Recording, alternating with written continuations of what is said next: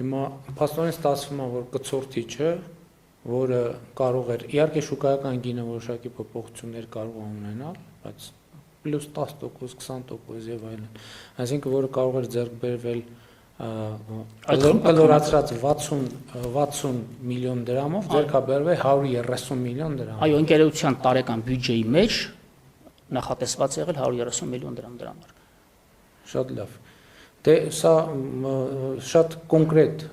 փաստեր են եւ տպավորություն է ստացվում, եթե չեմ սխալվում, սենց երևույթները իրավաբանները փողերի լվացում են կոչում, որ այսինքն իրականում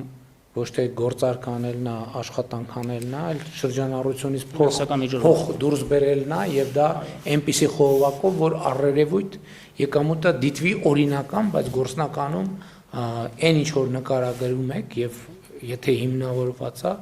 ըստ էության դա այլ անուն քան փողերի լվացում դժվար է գտնել